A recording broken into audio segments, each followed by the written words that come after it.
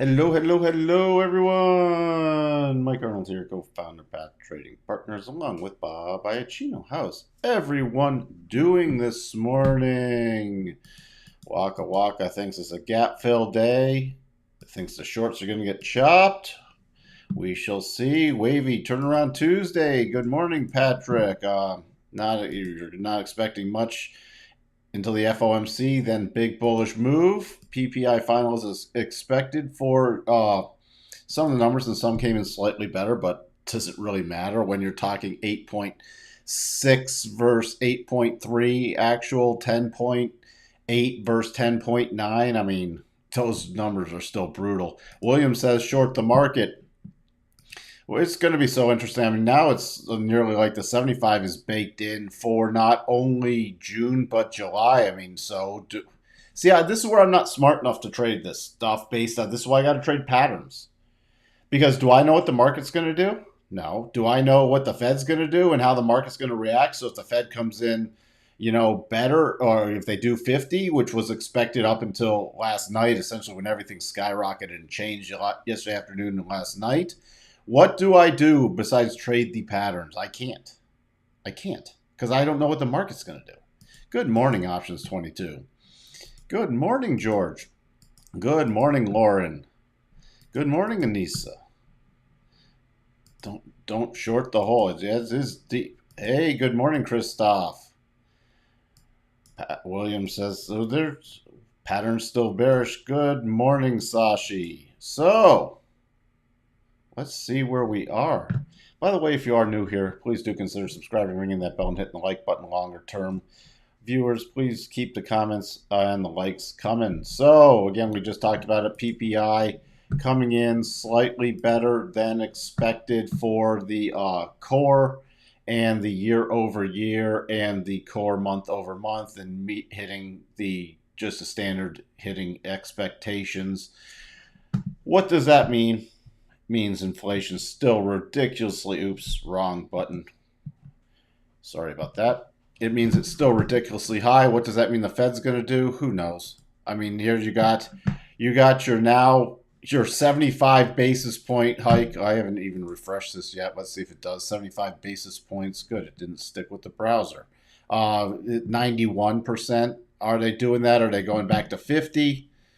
The market thinks that. What's interesting is July. You got another 75 basis point baked in at this point. So now the market's gone from 50-50 to 75-75. So what, does the market then rally if they do 50? Does it sell off if they do 75? Don't know. By the way, still in negative gamma territory. So if we do get rallies, those could be amplified. The only pattern I had on the short term was this little double bottom, and a bunch of things hit the first target on the S&P. That's what I'm still going off the open with. It's still in play. NASDAQ hit the first target. Dow hit the first and second target. Bigger terms, let's just take a look.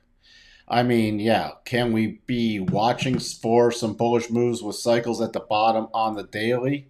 Interesting is things now they're rolling over on the weekly, so could we get a little pop and then another rollover play? Everything's really tough right now. That's what I can say. Everything's really tough right now from a trading perspective. So, you got in the bars, you had a slightly bullish thing trigger right here. That still is a 4-hour aggressive buy pattern against the 4-hour rotation zone, which is chipped against. So with that, let's just see. Let me take a look at something here.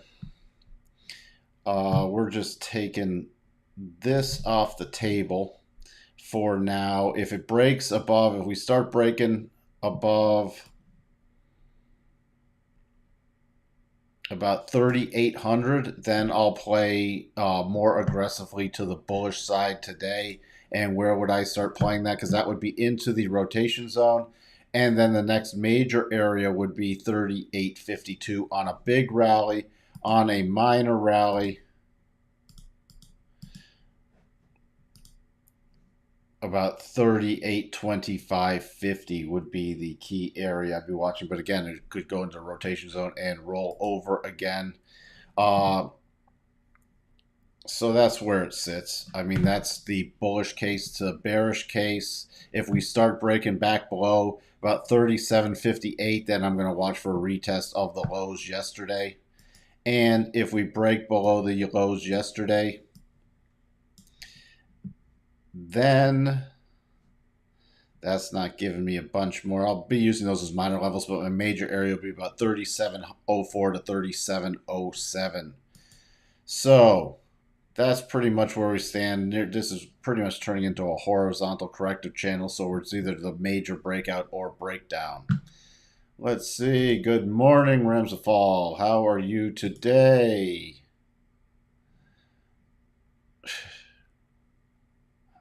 You guys are crazy. Good morning, Eric.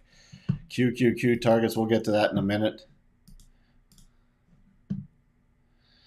Again, this is all I got to change the pat. Everybody's got a different opinion on what's going to happen, and I just have to. Only thing I can do is trace the patterns because I have no idea how the market's even going to. Even if I had a secret meeting that knew what the Fed was going to do, I wouldn't know how the markets would react. That's what's so funny. Breaking down on the NAS, 11,360 virtually. If we get below 11,360, then I'll watch yesterday's lows and then 11,245 and 11,205. Where do we sit on that 4 hour? You see running in that 4 hour rotation zone. Again, the aggressive buy triggered. So, and if you're, let me just get back to, and with that aggressive buy, just wanted to review these. With that aggressive buy here, you need the close below that 62.5. So that is a key, but it'd have to be a 4 hour close below there. Other than that, we just have the short term little targets, the upside. The short term ones are 11,487, 11,503. Let me take off these other harmonics I put up there so we don't get it too cluttered. That's the short little play, and then the short-term play. Then the bigger play, if you get the bigger rally above about 11,510, then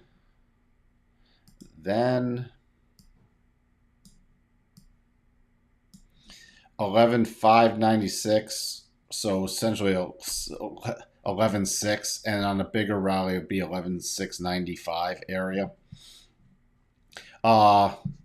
Again, everything's sitting here.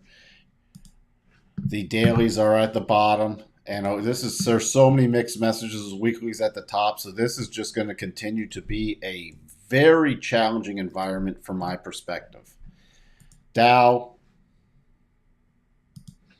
little double, first and second targets hit. Still watching if it does rally 30,734. Not going to spend much time on the Dow. The breakdown area, again, it triggered the aggressive buy pattern. Breakdown area about 30,500. If we do get above 30,804, the next target is 39.76, the next major target. And you can see, even if you put up these harmonics here, it just reinforces it.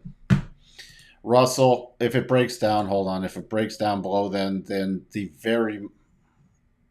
major area I'm watching is about 30,200 to 30,230. Russell, this, we have to revise this. With this is the better pattern now. So Russell above 1741.50, 1757, 1767, 1776. The breakdown area for the Russell, I'm still watching major support about 1705 and then 1697. Those are my key areas. You break down below that, then it's really not good for the Russell. The DAX,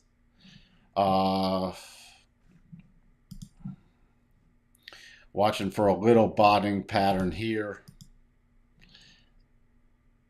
The DAX is only a buy on a close above this bar's high, and that would be aggressive. So that would be on a 4 hour close above 1357. That would only last today. Crude holding up very nicely. Talked about yesterday the rotation back up.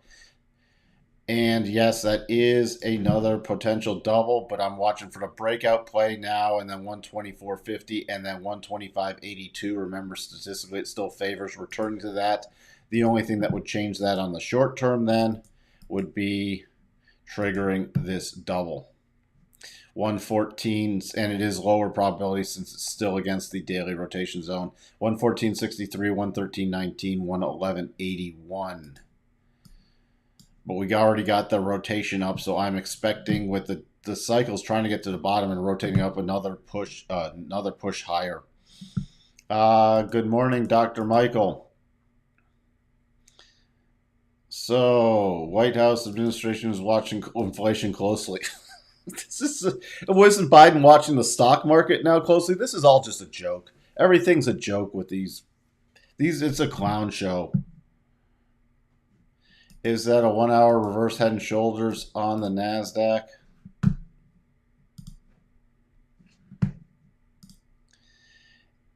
It's a it's a really sloppy one.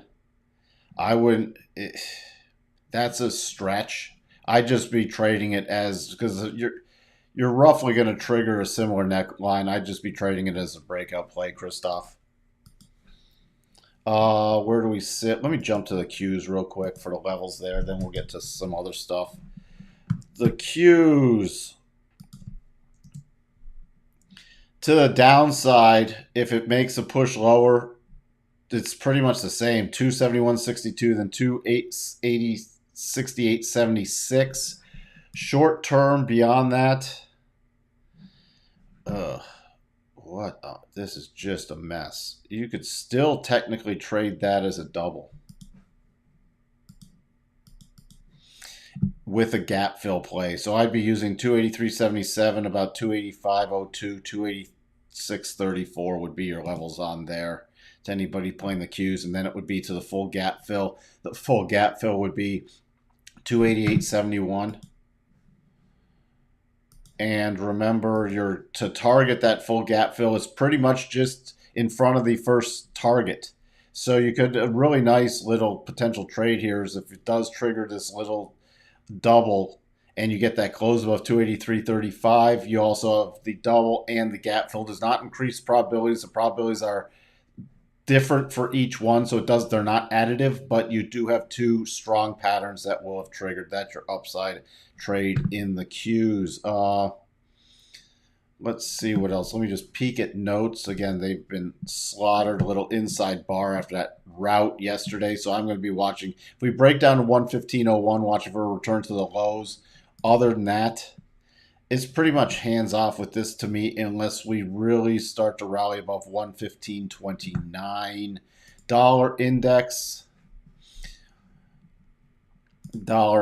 we returned. Remember yesterday we closed above that 62.5, and then we returned to the high area. A little pause here, but what I'm watching now is if it does break down below this low. Let me just check something. And that qualifies. So a breakdown below that low, 104.215, right around the 25% harmonic. 104.08, 103.94 are the targets on that. The VIX consolidating right here. Again, this is slightly delayed data. This finished that double target with a little reversal. So where do I get bullish with the VIX? The VIX starts breaking below about 32.50. Then I start getting more and more bullish that a little short-term move could have legs. Other than in here, we could remain in choppy.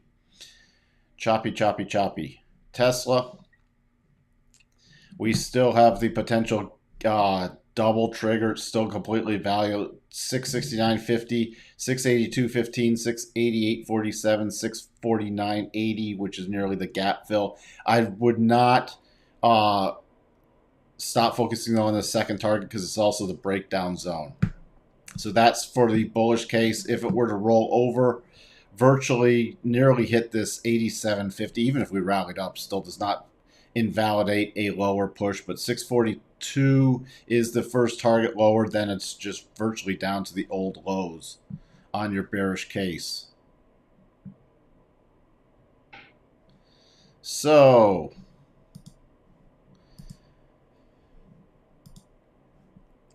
I mean, Bitcoin, for anybody playing along with the MicroStrategy, dipped at 21,000, then got that, the interesting buying coming in.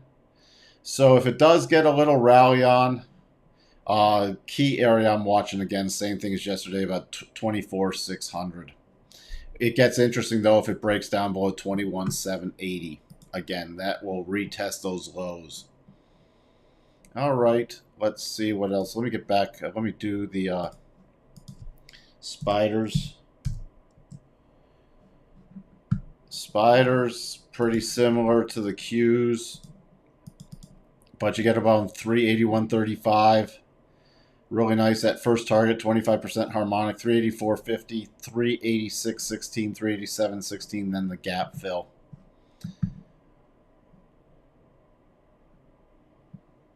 So, yeah, we already talked about that. You are welcome. Options 22. NG just tumbled 6%. Yeah, oh, whoa. That was a move. That was a move. Looks like the double confirmed, not invalidated. Looks like it might trigger, so we might be finally getting that bigger pullback in natural gas. First little bounce, weekly rotation zone, but that would take it. I'd really be focusing on that second target, about 715. If this does trigger, waiting for the close on the daily. Good morning, Amit. Yeah, MicroStrategy may have to start liquidating soon. We shall see, but if that 21K level breaks, it's going to get very interesting for them. They have unrealized loss of 1.2 billion. Anybody know where Tesla stands right now with its Bitcoin investment, or did they dump it, or what's going on? FDX ripping. They upped their dividend.